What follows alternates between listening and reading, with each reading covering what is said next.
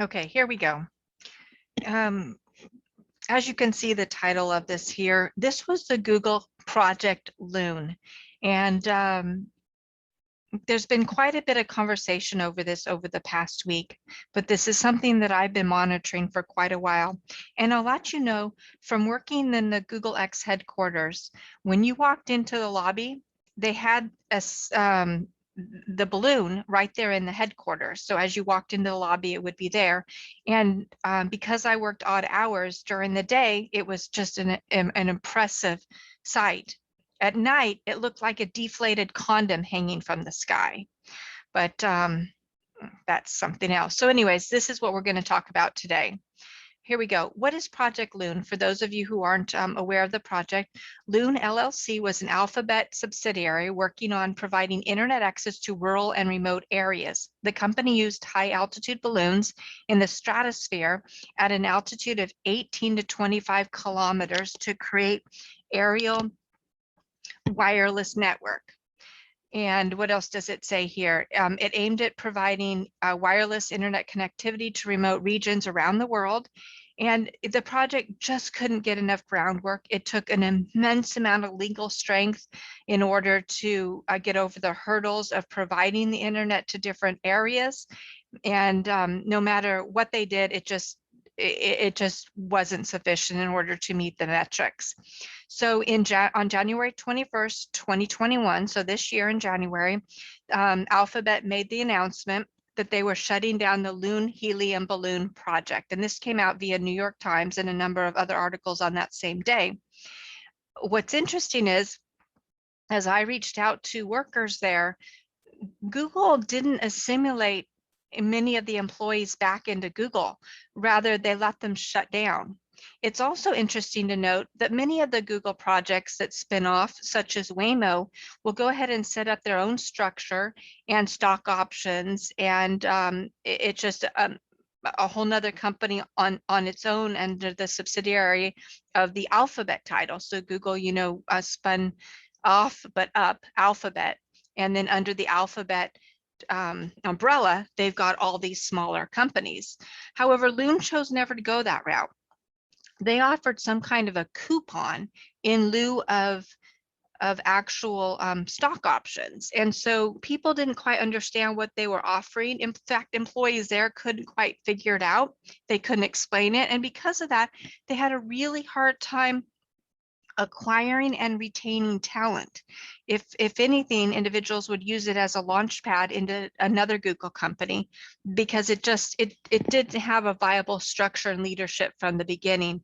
Although I really believe that the suggestions or the direction had a core a sincerity to it from the individuals who work there. That really was a passion for this drive.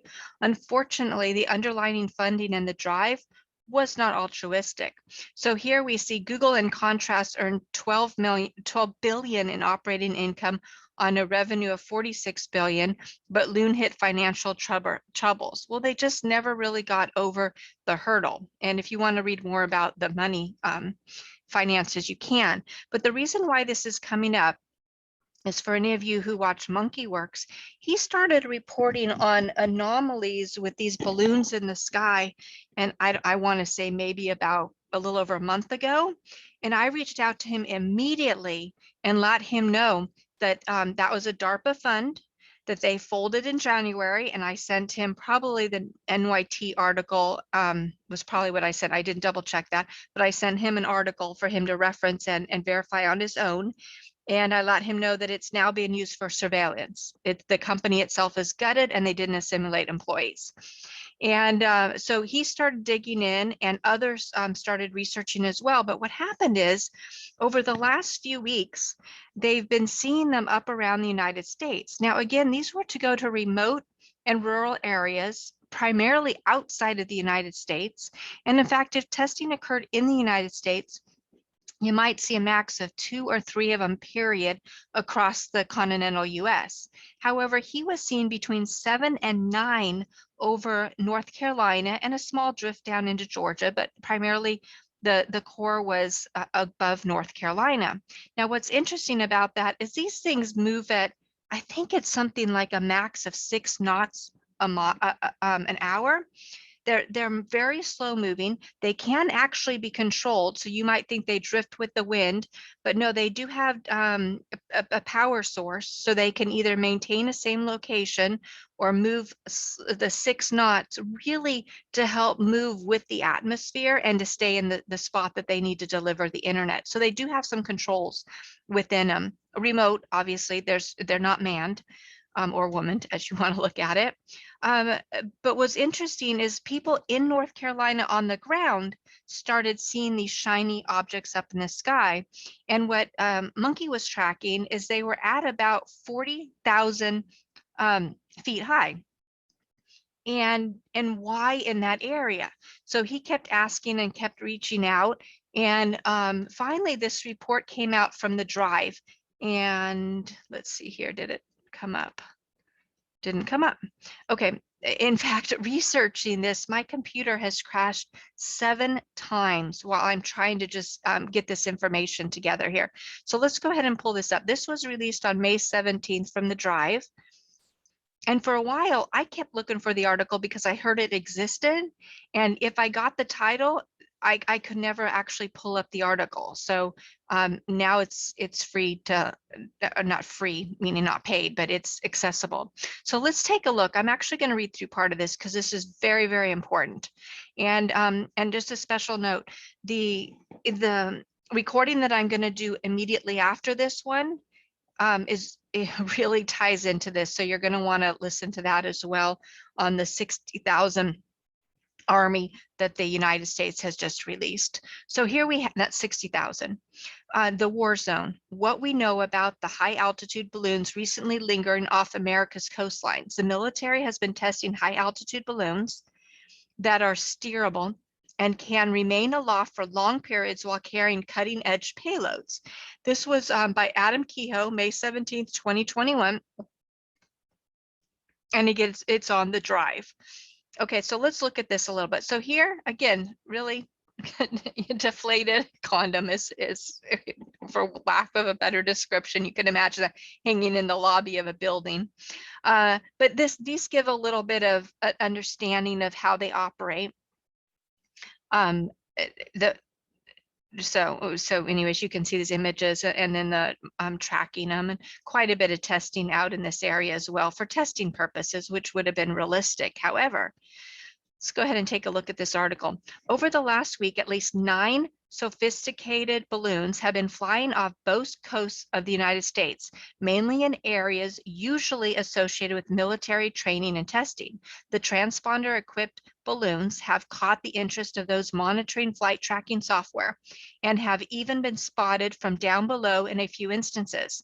Observers have noted their ability to hold station for long periods of time and to seemingly fly against prevailing winds.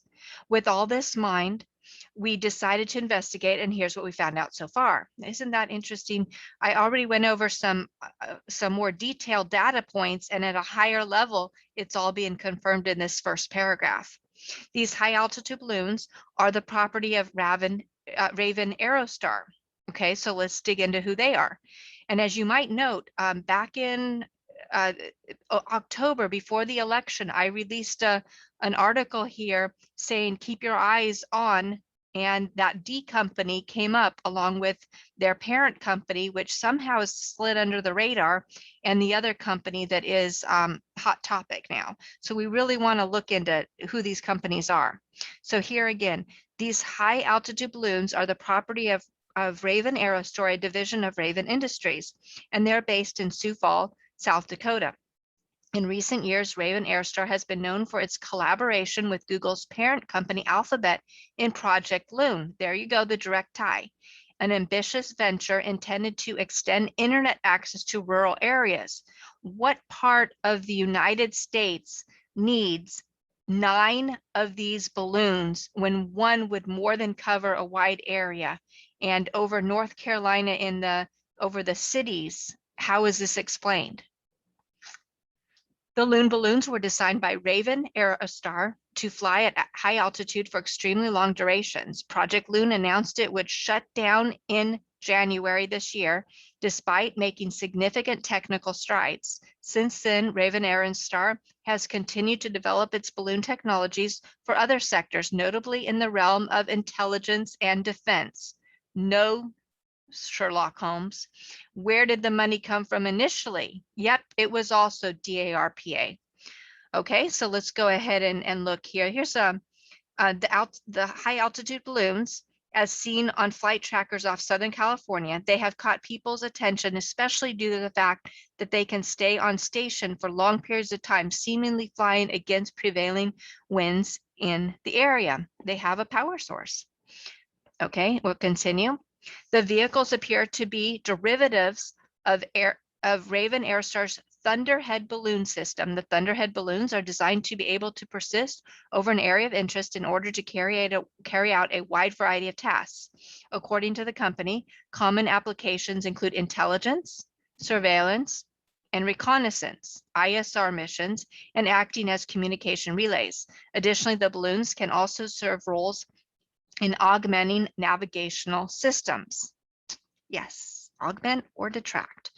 Okay, according to a recently published textbook titled Stratospheric Balloons, Science and Commerce at the Edge of Space by Manfred von Ehrenfried, the Thunderhead balloon system is steerable and can be flown individually or in constellations, meaning basically a hive format. So those 9 up together were tied together electronically and moved in a group, or like birds flying or a hive of bees. The Thunderhead is a super pressure balloon, SPB, with a gondola that contains a payload, flight system, and solar panels. The balloon itself is a pumpkin-shaped and composed of polyethylene.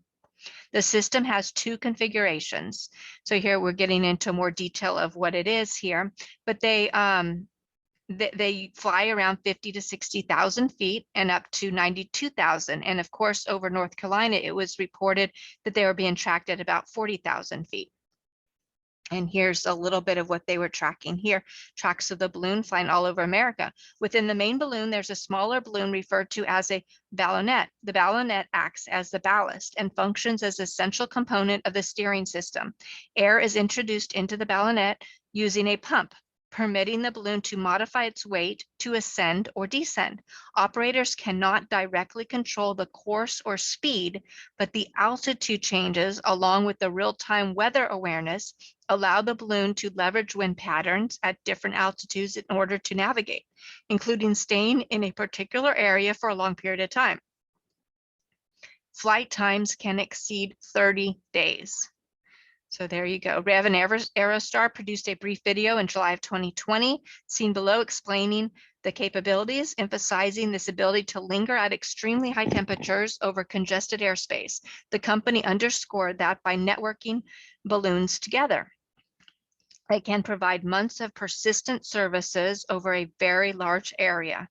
And again, what are the services? In the military and intelligence sense, they can include advanced networking capabilities, as well as carrying advanced radar sensors, electronic intelligence gathering, electronic warfare packages, optical payloads, and much more. Due to their high altitude, they can remain out of reach of many anti-air counter missiles.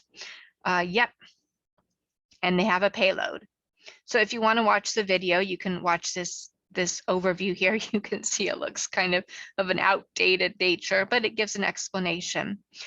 So their recent appearance over both coasts of the US appears to be a test of exactly this networking capability. FCC records reflect an approved license for one of Raven Aerostar's subsidiaries, Aerostar Technical Solutions, to fly balloons within a 200-mile radius around Vista, California. Vista is in Southern California, just by San Diego, from May 9th until the 30th this year. The stated purpose is to test networked radio systems on the high altitude balloons. Although application only lists the California locations, further correspondence in FCC records show a conversation about permitting additional locations on the East Coast. And if you want to go ahead and read here, this is copied off from May 5th and it's referencing a radio testing in Vista. And please be advised is how they're handling it, right? Okay, the company appears to have aggressively pursued its balloon testing in recent years with experimental radio license applications dating back until at least February 2020. A balloon test had previously been approved and conducted across Southeast and Southwest. For example, residents of Jackson, Mississippi may have noticed a meandering balloon track around May 4th of this year. And that would be around Mississippi. During the same period, the company has been conducting tests of a new solid state radar, so it goes on and on. So why were there so many above North Carolina? Some more information there about the system. It really, really is very interesting what they're going into. And so you can go ahead and read this, but it doesn't strictly answer. It just confirms what they are, how they do it, and the relationship, even though the company folded. So then we have additional data points, right? And although some of these stories are older, so the numbers don't quite add up, we have another list that came out here that that surpasses the initial number that had reported. And this seems to be in one lump is what they're reporting in addition to earlier for the year. So this is on the blaze.com, Paul Saka, May 21st, 2021, more than 150 found in NC operation of H traffic. So what we don't know, and I'm going to just put this on here so that you can read it as I'm talking, and this has been an ongoing operation. It gives a little bit more understanding of what it is. There was an announcement where they came on and did a news brief. And it sounds like this lump sum now was actually in addition to everything else through the earlier part of the year. And so what we don't know is what were these balloons doing in this area during this period of time? And were these balloons helping or were they blocking? And we don't know. But there's a lot of other data points that are showing that we have surveillance in the skies, specifically around the places where they like to count right now and do the recount of November. And there's quite a bit of surveillance on those. So there's just some data points looking around that you, my friends, are being monitored minute by minute. So I wanted to give a little more information before I bow off of this subject. An M&A list. So this is a list of mergers and acquisitions by Alphabet, of course, M&A, and this goes over a little bit about it, but we're going to just slide right on down to the list. So starting in February 21, it kind of gives you an overview of the different companies that they were picking up. And as you, so you've got advertising, search engines, and you say, weren't they a search engine? Yes, they buy out competitors so that they can stay in control. Blogging, HTML editors, really just wiping others off the planet. Most of these companies, they assimilated the executives, got rid of the rest of the core team. And as you saw on the show Silicon Valley, many of the executives were literally placed, maybe not on the rooftop, but in a closet or slowly pushed out. They weren't needed anymore. Their company was acquired. They were just being silenced. And remember here we had Picasa, traffic analysis. I mean, you can just go down the list of everything that they were getting into here. And here we've got 2006, YouTube, right? And here's the amount that was acquired for back then. What a huge deal for them as we move forward. And they ran off with this one. But a lot of mapping, advertising, anything, all of these have to do with tracking you. Because remember, they launch services for free. And if you're not paying for it, somebody's paying for it. Oh, here it is. Remember Orchid? Of course, they had Google Plus, but remember Orchid? That was a big one too, where you could put all your nice personal diary information in there and pictures. And so as you look through this list, again, I just went to Wikipedia M&A for Alphabet, and there might be some data points here that stick out for somebody. And we are getting down to the bottom. I think there's about 200 here. For this gesture recognition, that was already back in 2013. Wind turbines. You know, what does a social media company need with that? But they've got their fingers everywhere. A lot in robotics, especially since 2013. They really doubled down in that area and have whole labs developing very like life systems. And here we kind of round in the corner here, drop cam home monitoring. Great monitoring there. That eventually moved into the Nest products and that direction once they acquired that. Artificial intelligence, here we have Dark Blue Labs and Vision Factory, and that was one acquisition 168, I guess. Child friendly, they've made a big push to get into child friendly and family, and we've really seen them timid in that area. They're changing protocol, getting kids used to it from the ground up so that as they get older, they're hooked on YouTube rather than other options. But boy, they have a whole arsenal that they're really ready to release for the next generation. And here, of course, we have Pulse.io, Jibe. Oh yeah, here's Oyster, if you remember. So as you go through this list, a lot of it are going to be very, very familiar to you. Quick Labs. And here we go. And all the way down here to audio hardware, wearables, backup disaster recovery, operating systems, big data, cloud assessment, smart glasses. They already had smart glasses, and yet look what they paid for this Canadian company.